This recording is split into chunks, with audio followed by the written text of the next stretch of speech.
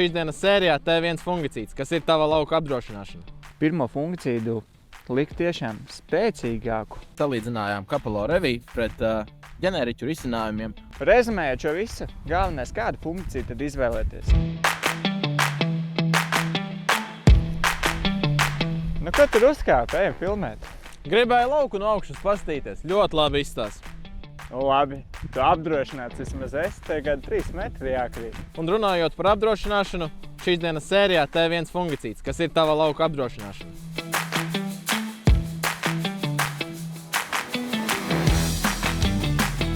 Aktīvi sākušies sējumu kopšanas darbi arī ziemas kviešos. Šeit pirmais regulators jau ir nosmidzināts, un nākamais tuvākais darbs plānojas pirmais fungicīds. Pirms izvēlamies fungicīdu, es domāju, jāsāk ar to saprast, kas tad tieši notiek uz lauka. Tas, ko varam redzēt, ka vairākus pēdējos gadus aizvien izteiktāka paliek septorioze, tieši jau pavasarī, kas no rudens ir pārziemojusi. Tātad tā ir viena no pirmajām slimībām, ar ko mums jārēķinās sējumos. Bet otrs, kam mēs gribētu pievērst uzmanību, vēl nav sausums laukos. Augsnē mitrums vēl ir, bet tas, ko var redzēt, ka tik tiešām virskārt ir sausāka. Es tiešām ceru, ka nokrišņi atnāks. Tomēr, ja viņa neatnāks, mazliet gribu atgādināt arī to.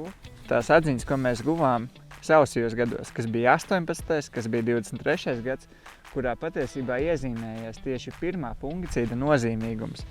Pirmo fungicīdu likt tiešām spēcīgāku, lai noņemtu tiešām šo pamata slimības. Un tad jau uz priekšu sezonās skatīties un izvērtēt attiecīgi pēc šīs situācijas, kāds būs otrais fungicīds.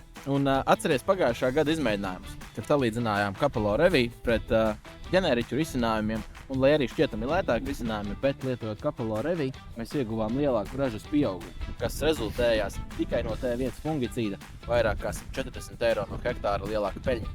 Jā, jo tas ir tas, ko arī patiesībā var dzirdēt saimniecībās. Tik tiešām, jā, izklausās vilinoši, ka tu, piemēram, uz analogu risinājumu tu vari ietaupīt ap šiem 10 eiro hektāru. Bet neviens jau nestāst tieši šo neredzamo daļu, ko tu teici arī, kas izmēģinājumos rādījās, cik papildus īstenībā šis stabils fungicīds spēja iedot tieši uz ražu.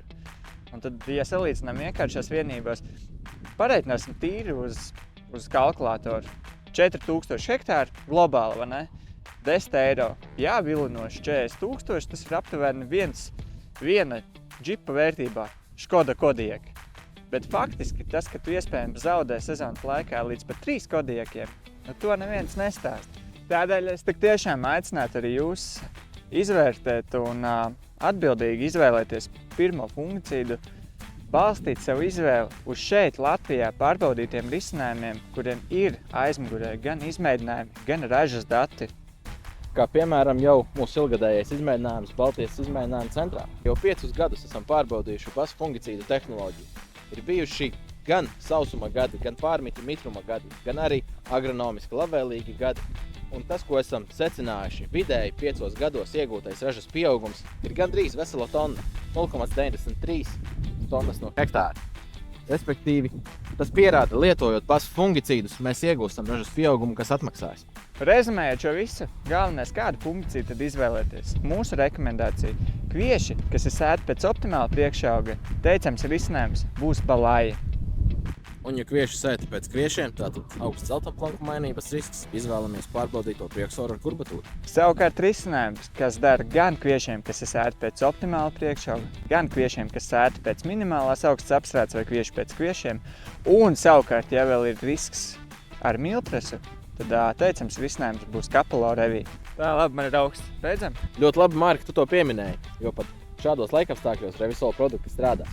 Revisola ir gan augstāka lietus noturība, gan tie strādā zemākās temperatūrās, kā arī ātrāk darbojas augā.